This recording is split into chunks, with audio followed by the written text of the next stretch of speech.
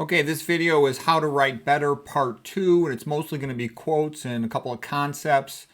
If you're interested in learning how to write, I would recommend that you make your own computer file or have a journal notebook file you write into, and just keep the parts of this that you like. You can hit the print screen and save a slide, or just keep the quotes you like or the insights you like, and then you'll build it up. I mean, that's what I would do anytime I was learning any subject that was really interesting to me and complex. I would just make this giant computer text file and keep on organizing until I felt I really knew the subject well. Okay, so here's the first quote. The more I read, the more I want to write. And that's from Ben McElvoy. And he has a really good YouTube channel. It's called Hardcore Literature. And he had majored, I think, in English literature at Oxford.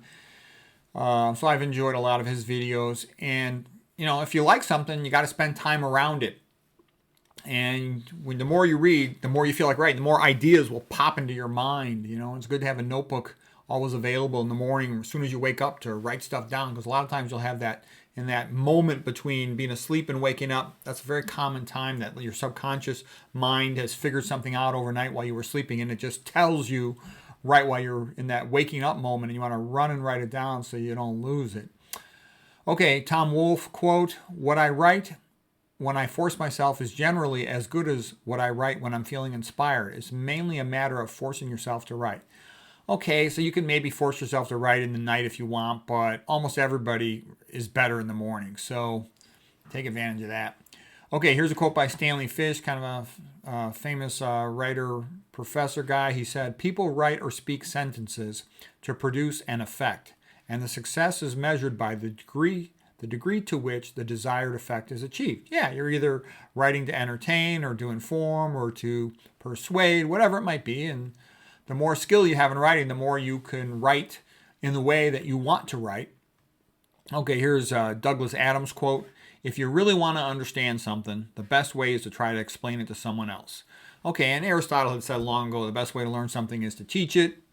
But yeah, this idea of explaining it to someone else is good, like along the lines of a conversation. If you can have an intelligent conversation and keep it all together in a conversation, then you're probably ready to write about that subject or give a presentation on that subject. Okay, Alvin Toffler, he's the guy who wrote Future Shock. "You have to think about the big things while you're doing the small things so that the small things go in the right direction." Yep. And that's a lot like, the idea of align your subconscious goals with your conscious goals, and then everything about you will be focused on them in a good way. You won't have backsliding or reluctance. Okay, Jonathan Franzen's quote here, "Good novels are produced by people who voluntarily isolate themselves and go deep and report from the depths what they find." So yeah, there's truth in that. And I remember Dan Brown, the guy who wrote Da Vinci Code, he had said that, when he's involved in making a movie Da Vinci Code, it was incredibly social, all these people around, all these conversations. And he said it was like the opposite of writing a book where you're by yourself for very prolonged amounts of time, doing what seems like, constant ongoing research. Yeah, so being a writer, in some ways, it's rather lonely. You spend a lot of time by yourself. But on the other hand, it's kind of liberating. You get to be yourself. Whereas a lot of times when you're working at a job, you just have to do whatever you're told, get through the day, versus when you're writing, you're thinking, what do I really want to say here? What is this really about? And that's actually kind of fun. Okay, V.S. Pritchett, "The novel tells us everything. The short story tells us only one thing, and that intensely." Yeah, Edgar Allan Poe wrote a lot about how you write a focused, intense short story by knowing what the ending is going to be before you start it. The novel allows time to ramble. Okay, Julian Barnes, "There is no substitute for the novel that can handle its psychological complexity and inwardness and reflection." Yeah, in the hands of a great author, a novel is a unique, wonderful experience. Okay, here's a lady writer named Annie Dillard, and she writes this quote here, "When I teach, I preach. I thump the Bible. I exhort my students morally. I talk to them about a dedicated life." And I like that. I mean, think about what best professors you had. The best professors you've ever had were probably professors who maybe they were nice to you, maybe they helped you in some way, they gave you a thought, treated you like a person rather than a number in some giant auditorium. But also the best teachers the ones that were the most strongly opinionated. Even if you disagree with them a lot of times, they were very entertaining. And I remember a medical school professor when I was a medical student. The guy's name was Dr. Gustavo Espinosa. Okay, and he was a hot-headed Colombian, really, really, really opinionated, temperamental, but he was the best professor in the entire medical school. Some people would make fun of him, say he was crazy, and he would say things like, when you know you are right, you must fight until the last red blood cell in your body. Okay, and the reason I mentioned the guy was he was so dramatic and over the top, and partly Spanish, the language, is all drama compared to English. English has been largely sort of wimpified, pussified, with all this correctness stuff versus, Latin is still Latin lover, muy macho.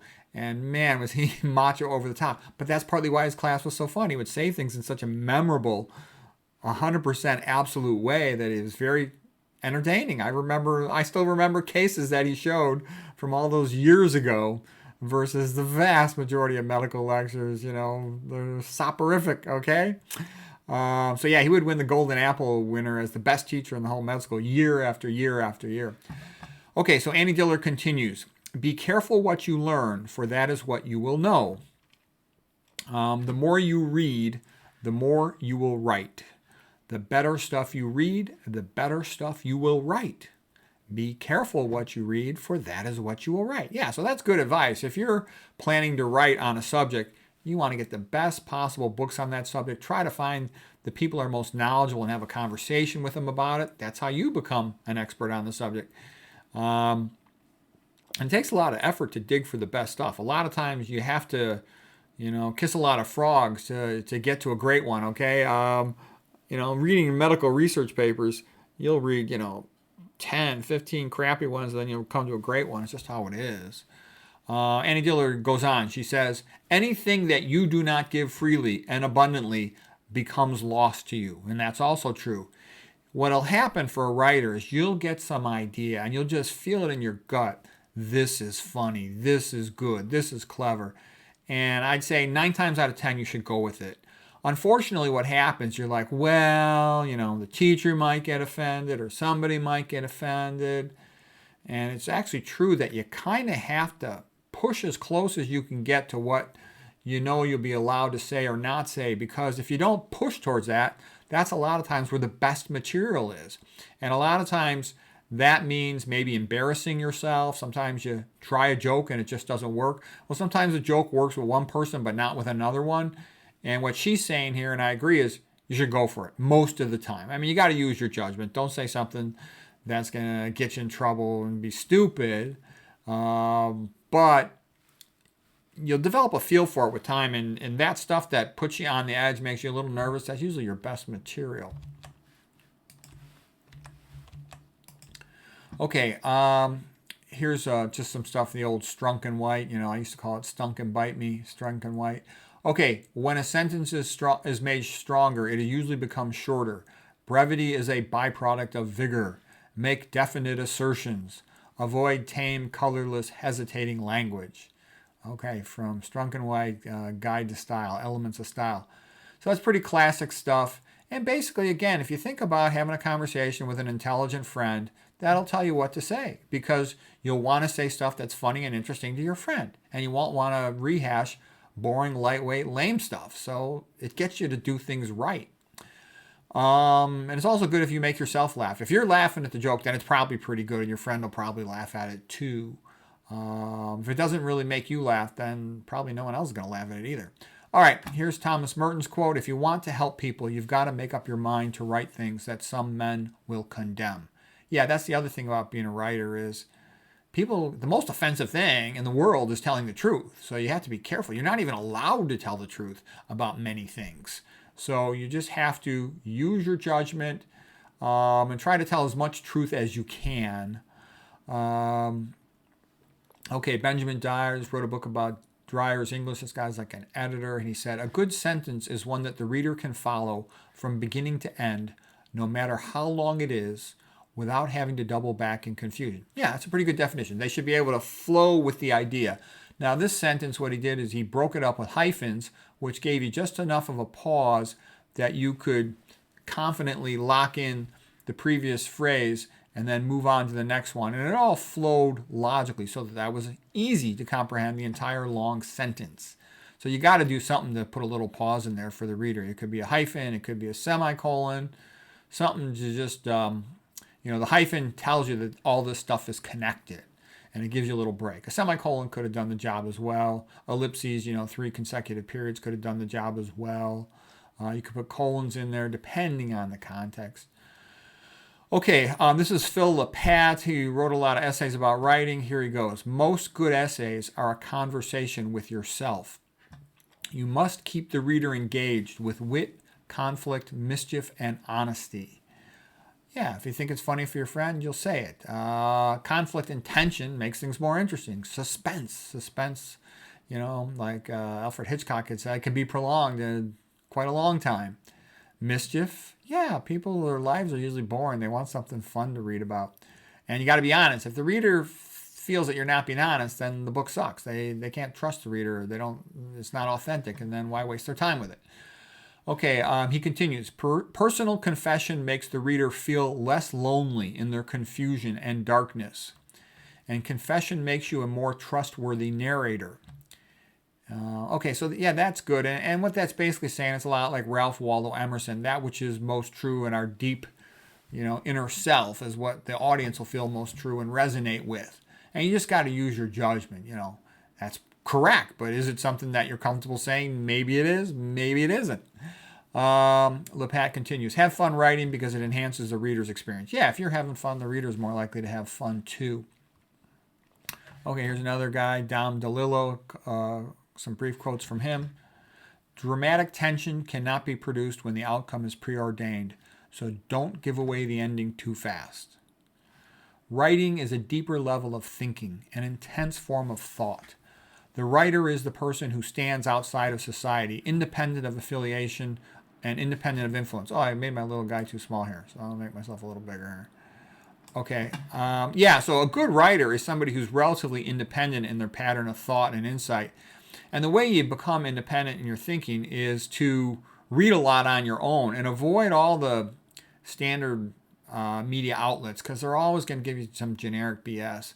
But when you read on your own a lot and also talk to old people, I learned a ton of stuff from talking to old people or reading books by old people. They're more likely to tell the truth. Young people usually don't know much, and middle-aged people are usually a bunch of chicken shits because they're all afraid of getting in trouble, especially nowadays. So it's hard to get information from them. Plus, they still don't, a lot of middle-aged people know that much. Where some old guy who's been studying a topic 40, 50 years and he's ready to retire, he wants to share, his lifetime experience. He'll tell you the truth. A lot of these, I learned a lot from these old legacy books. Okay, here's a quote from Antonin Artaud. No one has ever written or painted or sculpted or modeled or built or invented except to get out of hell. And I think there's some truth in that. It's not always that way, but there's some truth in that. The idea of, and Nietzsche had said something similar, that, art is the salvation from the suffering of life. So basically, you have these dreams and visions when you're young of how the perfect middle-aged world should be for you. And then most of that won't come true and you'll be disappointed in a lot of things. And so you'll also have learned a lot from the experience, and you kind of want to share it with the younger generation so they could get some benefit out of it or whatever else you've learned. So you get a feeling of satisfaction from doing that, from sharing with other people and helping them. It makes you happier.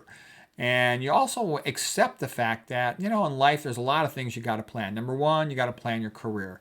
Number two, you got to plan your social life. Who are you going to marry, or are you not going to get married? You also have to figure out some way to make money so you can pay your bills and get some food, okay, and have a shelter, a place to live. And it's hard to do all that stuff right. You do the best you can with each part of it. You'll do well on some, not so well with the others. And you'll sort of then just have to deal with the life you sort of made for yourself. And it's not necessarily going to be what you planned or wanted or expected. You just got to deal with it. Okay, Michael Moorcock, he says, the book trade invented literary prizes to stimulate sales, not to reward merit. Yeah, that's true. Lots of the New York Times bestsellers or whatever, they all suck. You go to you go to the grocery store. Every book in the grocery store is going to stink because they wouldn't. If the book was good and it was strong, they wouldn't be allowed to sell it in a grocery store. Okay, so you just know there's not going to be anything good there. We've really kind of got a wimp down society. Let's see. Okay, here's a quote by Bulwer Lytton, the writer. He wrote, "The pen is mightier than the sword." And that's a little bit funny. It reminds me of Shelley, Percy Bysshe Shelley, the English poet, who said, that poets should rule the world, with the idea being a profession tends to always think that its profession is the best and should be more important, should get more credit, more acclaim. Okay, here's another line from George Orwell. "The atmosphere of orthodoxy is always damaging to prose, and above all, it is completely ruinous to the novel, the most anarchical of all forms of literature." So yeah, basically, if you're too scared to talk about things, then you can't write. So a certain amount of courage or bravery is good for a writer. And I remember Orwell, he went and lived on this island when he was writing in 1984, so he could have more time alone. And that's one of the big things about being a writer is you have to simplify your life so you can free up time. And that's another thing too. Your family members, most likely, they can't help you at all with your book. Okay, look at my wife. She can't help me with anything I do intellectually, but she can free me up by taking care of all the nonsense with the house. That was a big trade-off I got with my wife. I loved my old house. I didn't want to leave it. I'm sorry I did. But the fact that I'm in the new house, that's really sort of her house, and I don't like it. It's like a female house. There's almost nowhere to exercise, except the weight room. What's good about it, though, is it's her house. So she has to do all the work. So I don't do anything. I just work on my books, work on my videos, do my job, whatever. But I don't have to do anything with the house. It used to take me 8 hours a week to deal with the old house. So that's a lot of time. And I was on call all the time as, an imaging-guided surgeon, so I didn't have time to write. When we moved, all of a sudden I got all this time to write, which I like. Plus, I also was transitioning from, when I use that word, I mean from being primarily imaging-guided surgeon to being, a neuroradiologist primarily. I still do general radiology and some interventional, but mostly neuroradiology. It's interesting, too, how with time, words are disappearing from the language. Something that was an innocent, basic word in the past, all of a sudden carries with it all this extra meaning that is far from one's intentions of the moment. Okay, continuing with some of these writing quotes. "Details are the life of prose." And what that gets at is somebody who really knows a field, knows a situation. The detail they give is obvious evidence that they know it. They felt it, that they were there. And I would always make little notes to myself. I mean, this isn't even from the book. These quotes are just sort of a bunch of random writing quotes. I had stacks of them. I'm not really going through Rhyme, Rhetoric, and Logic book that I wrote at this time. I'll go through some of that perhaps later. Okay, so I would make notes to myself when I was writing something. Add more rhymes. Why? Because it's memorable. Because I would read something, hear something like, gosh, is that memorable? So I got to make an effort to add more rhymes in. Add more FAQs, frequently asked questions, like Frank Smith. Frank Smith was a really good writer. He wrote Insult to Your Intelligence, a book about modern schooling. It was an excellent book. Add more rhetorical questions. I had read Dostoevsky, Grand Inquisitor, with all the rhetorical questions. I had read some Martin Luther. And, they created incredible drama and memorable writing with their rhetorical questions. A rhetorical question is almost like an accusation. It's also been said, and there's truth in that as well. I think that was David Mamet who phrased it that way. Okay, T.E. Lawrence. What produces literature? Misery, anger, and indignation produce literature. Contentment, never. And I think that's true as well. Just in a funny way, I know for doctors, a lot of doctors are exhausted, they're tired, they just want to do their job, make their money, stay out of trouble, hopefully help their patients. And that's it. Versus for me, I kind of have a little bit of a chip on my shoulder. I sort of feel like, what is there to do? It only takes, 2/3 of my IQ to do my regular job. And I got all this medical knowledge and energy. I want to do something more. And sort of like there's no way to achieve in medicine, just generate your billing codes. And I'm not that interested in money or going faster and faster. I wanted to do great quality work. So getting into all this teaching study skills and nutrition and pathophysiology, learning all that, it gives me something to do. But that's partly where this comes from. if you're just content, like a lot of docs make their money, go on a vacation, spend time with their family, that's all great. But the fact that I want more is what makes me do all this stuff. And also I recognize, the good stuff in medicine is largely not known. It's literally a giant blind spot in medicine. And also, society's kind of going to HELL in a handbasket. So I'm doing what I can to try to make things better. Okay, books are the legacies that geniuses leave to mankind. That's another thing I like about books, is that they can last thousands of years, okay? Look at the writings of the great Greeks. Look at the writings of Cicero. Look at the Bible. Look at, Boethius, Consolation of Philosophy, etc. Okay, here's a nice quote by Paul Scott. He says, writing is more than an observation. It is a feeling. Sorry about the dogs. So basically, that's like talking to a friend. When you talk to a friend, you have a sense of what they're going to be interested in. You have a sense of what they're going to laugh about. You have a sense about how you better be careful how you phrase something. And so that's also good writing. You have this idea. Your audience in your mind's eye is really someone you could talk to, somebody you could be friends with. There's no point writing for dumb shits because they don't read anyway. So you're really writing for intelligent people that share some interest with you. So that's how you should address them. And that's the kind of material you should cover. And that feeling, learning to trust that feeling, that yields good writing. Okay, Quentin Crisp, kind of echoing George Orwell here, has quotes about reasons for becoming a writer. And he says, there are 3 reasons for becoming a writer. The first is that you need the money. The second, that you have something to say and that you think the world should know. And the third is you can't think of what to do with long winter days. Now, that's true, too. I wish if I could do it all over again, I, live near a college and I could coach wrestling at the college level, but I didn't have that. So you got more time because you're not doing that. I wish plenty of other things too, but you can't do it. So, you got time to write. When I was imaging guided surgeon, I was on call all the time and I was constantly getting called back to the hospital versus now that I'm a neuroradiologist, when I work hard, I work a lot. But when I'm done, I'm free for that time. So I got more time to write. It's kind of how your life goes. I didn't really plan my life. I should have planned it better. It's almost like I had the most wonderful life anyone could imagine up until I was senior in high school. And then after that, it's almost like God said, you're going to just work the rest of your life. You're going to be an intense worker. And it's sort of like, I didn't plan it. It just always seemed to be that way.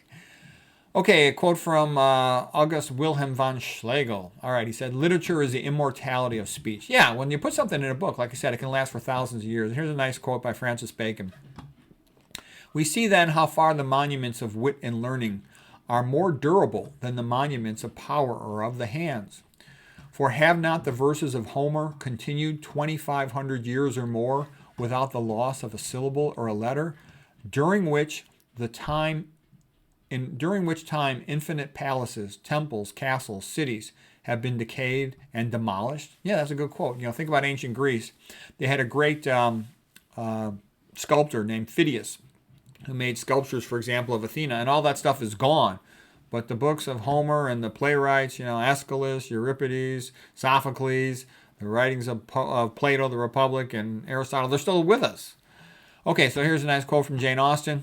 Oh, it's only a novel.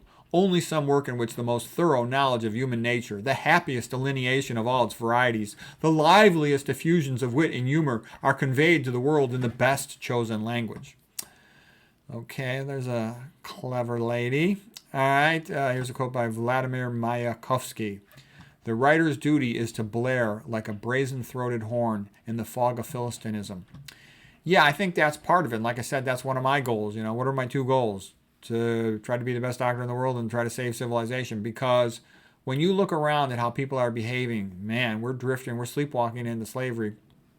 And so a writer, and there's been plenty of other writers who said this too, it's part of a writer's job is to try to help people, see that life could be better than this for all of us. Okay, here's Arnold Bennett.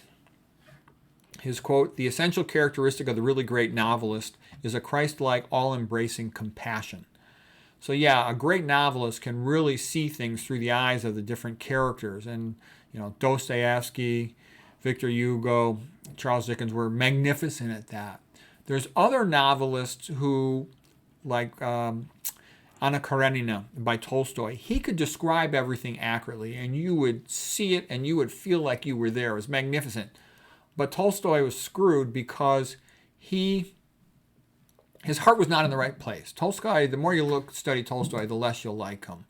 He was kind of a jerk. So even though he had incredible ability to perceive and describe a situation, in the end, his metaphysics were screwed up. And so that's why I think that Tolstoy was a nice place to visit, but Dostoevsky is far, far better writer.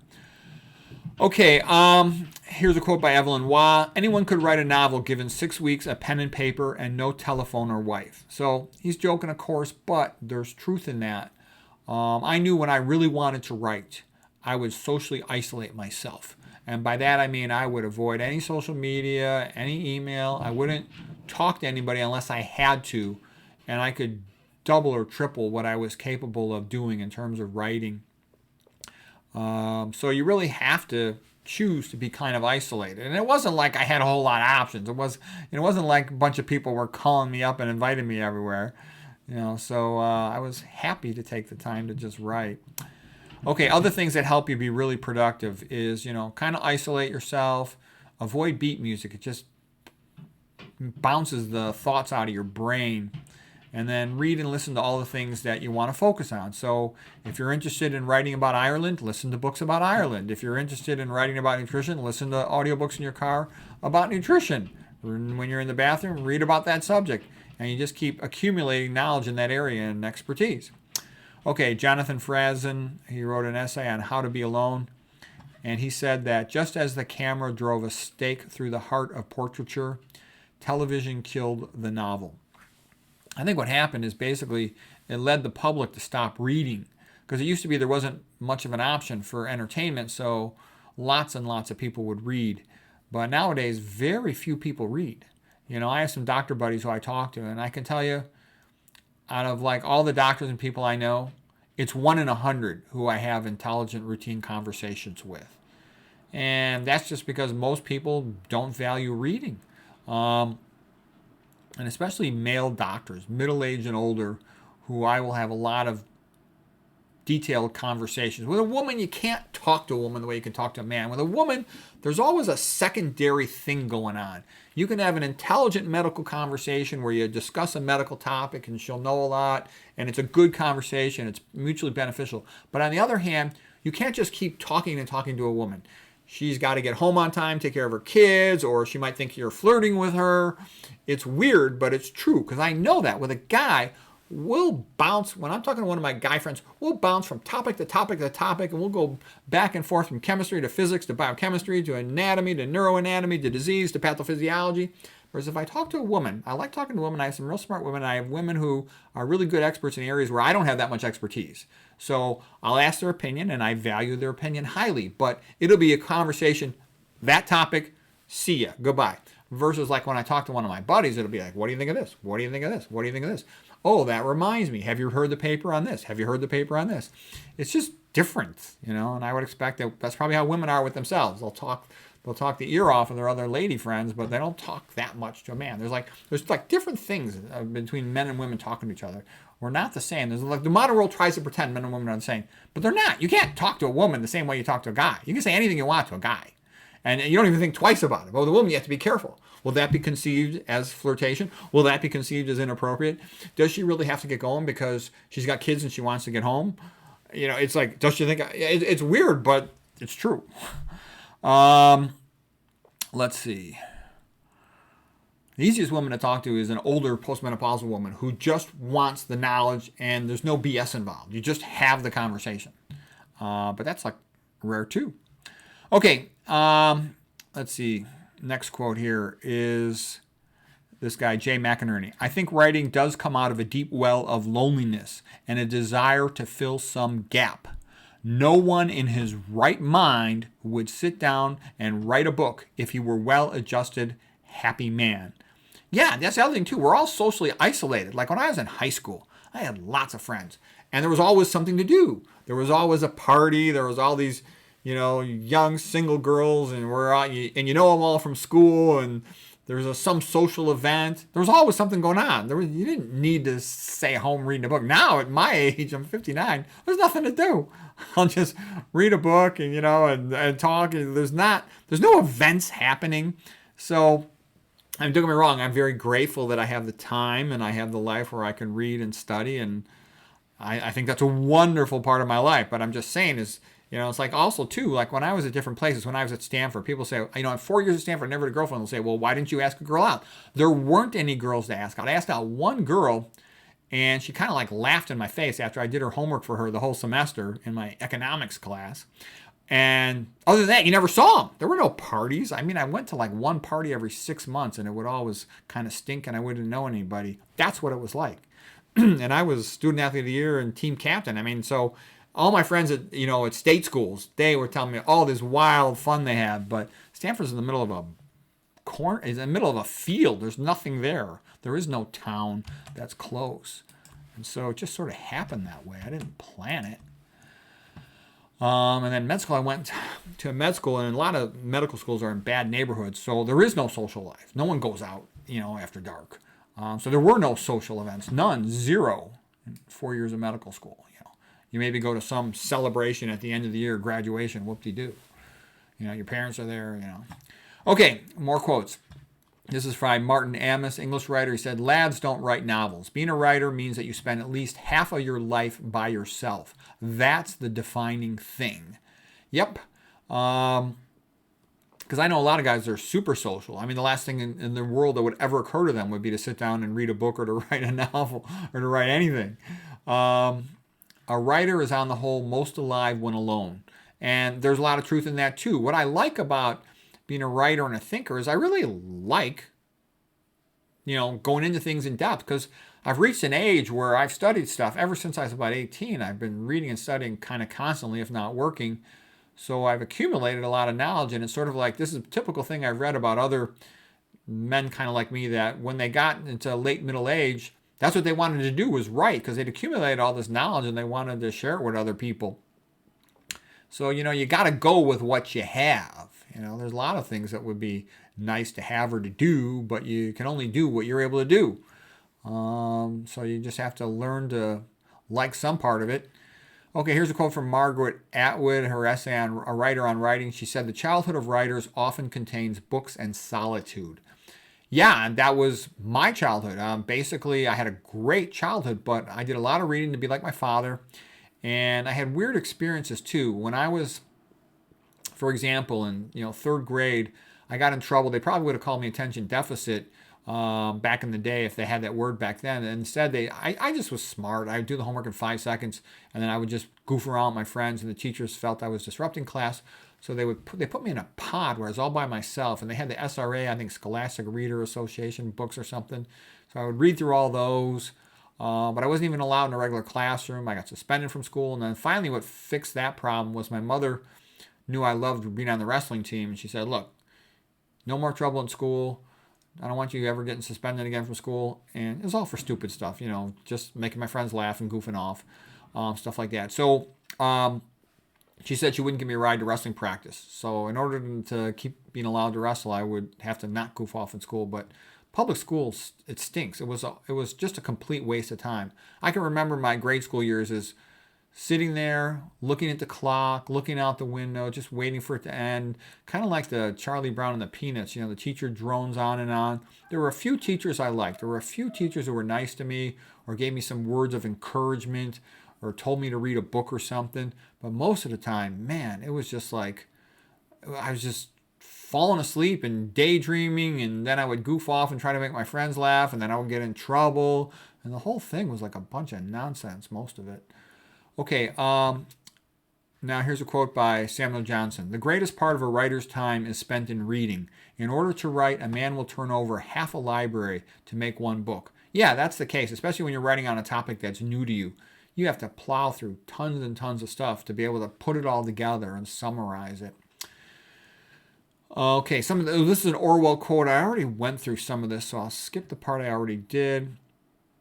Here's a Henry David Thoreau quote. How vain it is to sit down to write when you have not stood up to live. Yeah. you got to have some life experience if you're going to write about certain things. Because, for example, when I was a kid, I wanted to be like my dad, and we would sometimes watch that English masterpiece theater, those English novels from the 1800s and whatnot. And I enjoyed it. I liked trying to be around my dad and talk to him. But when I look back, I really didn't understand those books. How can you understand relationships and heartbreak when you've never had that experience yet? But I think it was still valuable because I spent all that time sort of diving through the words. So I was building up my vocabulary and everything, even though I didn't understand the emotional stuff yet. Like Tess of the D'Urbervilles, how are you going to understand that when you're a 12-year-old kid? But then when you go back to it, like have to read it for college, then you get the book and you have some familiarity with it. And I was lucky enough I could talk to my dad about books.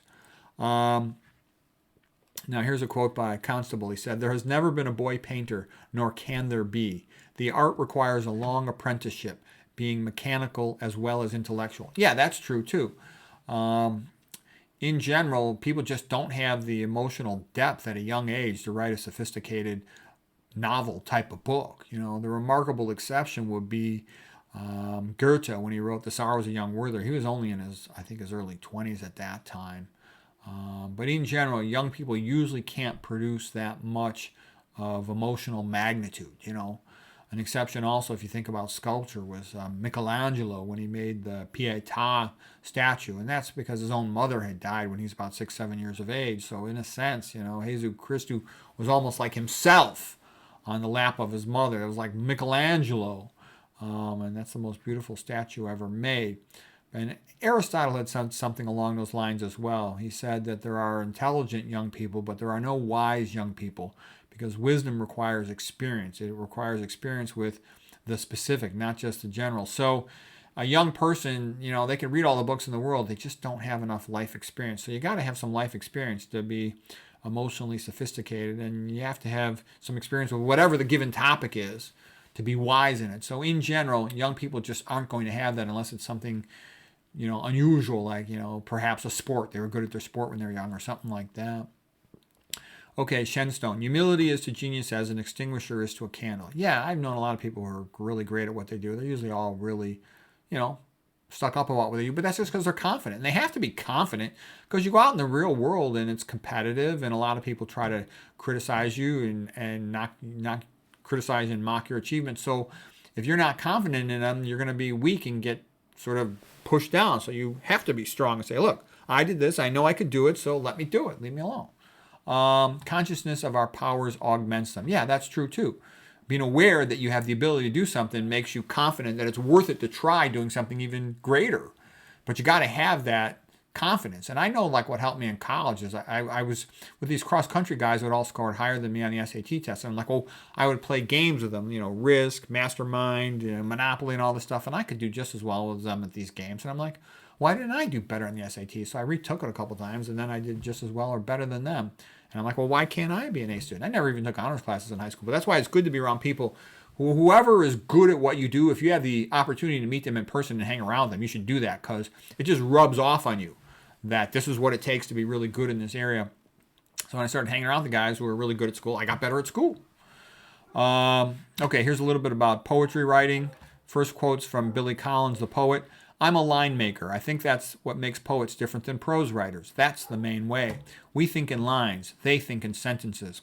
As a matter of fact, if I was going to train somebody to write, I'd recommend you spend a lot of time trying to learn how to write poetry, because then you get a sense of rhythm, you get a sense of rhyme, how words work, how sounds work. Writing songs, for example, things that are partial rhymes, complete rhymes, all the different types of rhyme.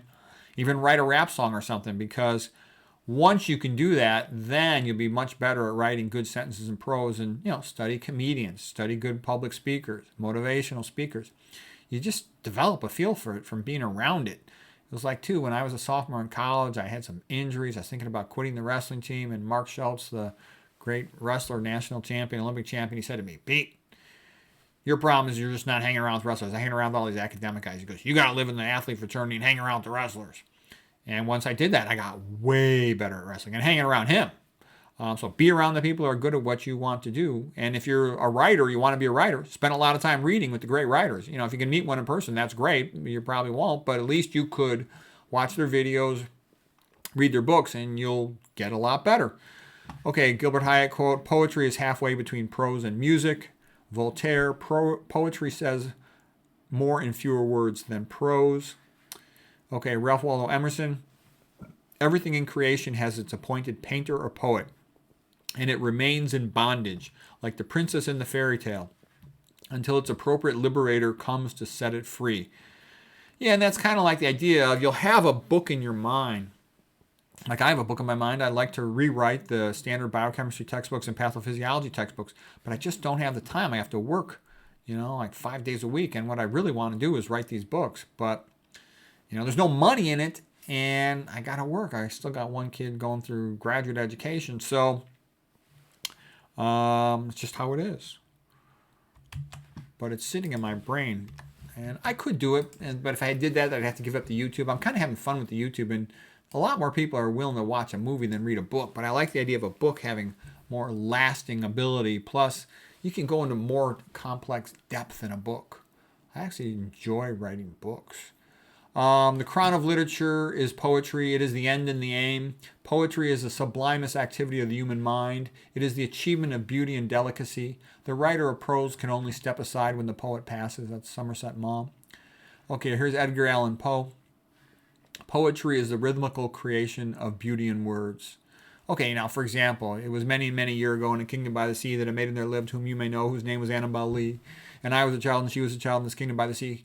Okay, so anyways, it's magnificent. Edgar Allan Poe was, perhaps the greatest poet who ever lived. It is just magnificent. And in the modern rap, the really good rap, even though I know he's an idiot savant, he's a pain in the ass and a jerk, Eminem writes some great rap songs. If you study writing rap music, you'll be amazed at how good Eminem. He's like Mozart of writing rap. Okay, but anyways, Edgar Allan Poe continues. True poetry is word music. Yeah, it's just so beautiful. And look at The Raven is another great poem by Edgar Allan Poe. If you check out the Simpsons version of The Raven, it's quite extraordinary as well. You can learn a lot about writing from Edgar Allan Poe. He wrote a great essay on how to write a short story. Okay, here's Boyd Packer quote. We are able to feel and learn very quickly through music, through art, through poetry, some spiritual things which we had otherwise learn very slowly. That sounds like Ayn Rand's quote, art is the concretization of metaphysics. Okay, here's Cicero. I have never yet known a poet who did not think himself super excellent. Yeah, a lot of times somebody who's got a talent for something, they're real stuck up.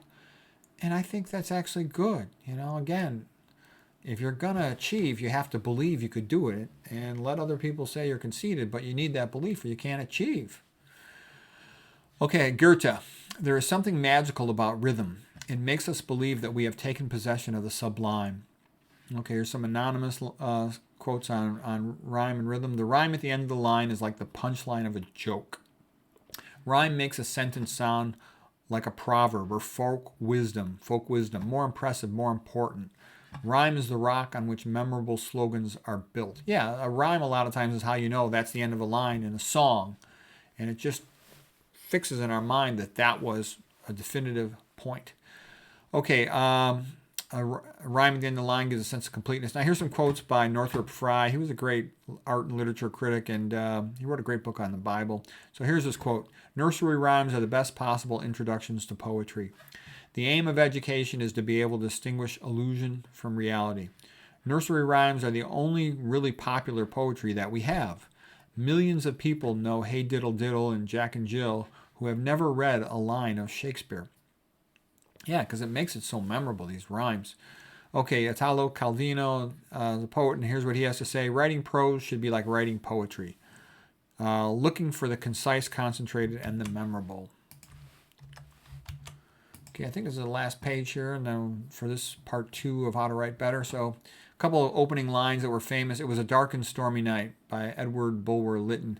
And that was used in one of the Charlie Brown and the Peanut stories. I think Snoopy was reading that story, and it was funny.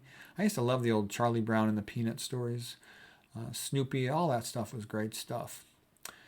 Okay, from Moby Dick, Herman Melville, Call Me Ishmael. And that's just sort of it seems shocking in a way, and that's why it's memorable. George Orwell from 1984. It was a bright, cold day in April, and the clocks were striking 13. Okay, some more writing quotes. Usually a shorter sentence is better as long as it's clear. It's usually going to be SVO, subject, verb, object. Our brain just is designed to work with subject, verb, object order. That's how English language is. Of course, it's different in other languages, but for English, that's how it is. Omit needless words is what Strunk and White would say, which also could mean omit the boring part. If something's boring, just take it out. Have the ability to not hang on to something just because you put effort in writing it down, but let it go. If it don't work in the book, let it go. Omit hyphens whenever possible. Yeah, there's something eyesore and ugly about a hyphen, so you don't want to use them if you don't have to. The best work that anybody ever writes is the work that is on the verge of embarrassing him, always, by Arthur Miller, the playwright. Yeah, there's a lot of truth in that. You're like, should I do this? Do I sound like a goof off with this, or is this out of line? But a lot of times you get this feeling, this intense emotional feeling about it, and that's probably the best part of whatever it is that you're writing. So you got to use judgment. And when you're in doubt about what to do, ask a friend. They'll be more objective. You're kind of emotionally connected to the line, so you're less certain about what's the objective truth of it. Okay, Francis Rene Chateaubriand, he says, the original writer is not one who imitates nobody, but one who nobody can imitate. Yeah, and it's a little bit like painting. To become great, a painter, first of all, tries to imitate all the masterpieces of the other great painters, and then they start to have their own style. But they have to go through that phase of learning what's been done before they can add to it. Okay, here's a quote by Alan Watts. He says, writing advice, take a deep breath and tell us your deepest, darkest secret so that we can wipe our brow and know that we are not alone. Yeah, that's good writing, is when you tell the truth about something that's maybe not that easy to talk about or is not that well known, and that's what's most likely to help people. So I think that's going to be it for this one. Yep, so that's the end of How to Write Better Part 2. Hope it was helpful.